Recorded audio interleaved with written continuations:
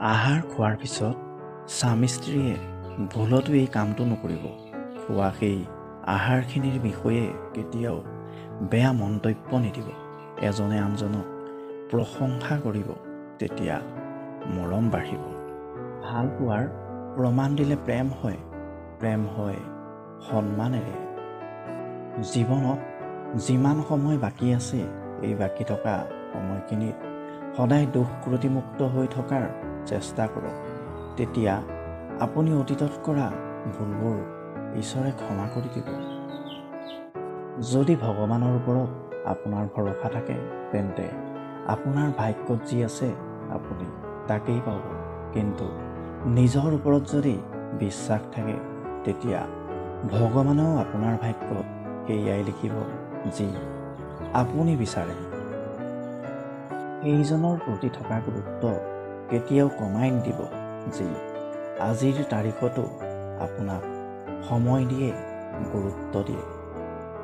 নিমখৰ দৰে নিমখীয়া জ্ঞান দিয়া মানুহবোৰেই আপোনাৰ প্ৰকৃত বন্ধু। কাৰণ যি মিঠা কথা কয়, সেইজনেই বিশ্বাসঘাতকতা কৰে। আপুনি যিমানেই বেছি মূল্যৱান হ'ব, তেতিয়া আপুনি সিমানেই বেছি সমালোচনাৰ পাত্ৰ হৈ পৰিব। কাৰোবাক লৈ সমালোচনা কৰা যিমান সহজ, তেওঁৰ ঠাইত থাকি তেওঁৰ পৰিস্থিতি বুজাটো তাতকৈ বহুত বেছি কঠিন। আইন মকৰাৰ জালখনৰ দৰে ক্ষুদ্ৰ কোনোবা সেই জালত পৰিলে বন্দী হৈ যায় আৰু ডাঙৰবোৰে সেই জাল ফালি বাহিৰলৈ ওলাই যায়।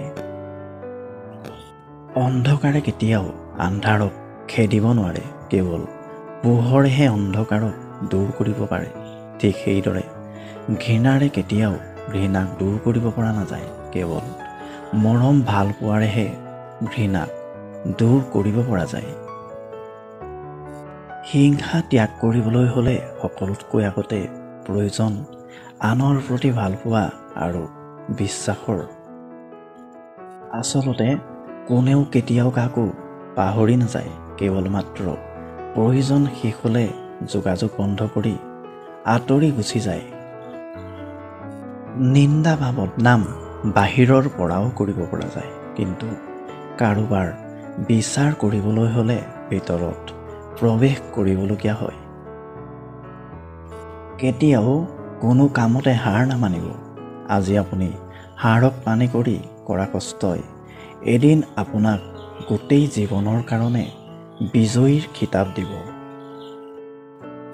সৎ পথে কৰক ভ্ৰমণ, যদিও হয় দেৰি। অসৎ নাৰীক নকৰিব বিয়া, যদিও হয় তেওঁ পৰী। পৃথিৱীত স্বাৰ্থৰ বাহিৰে একো নাই। যেনেকৈ মানুহে পোহৰৰ স্বাৰ্থত চন্দ্ৰক ইমান ভাল পায়।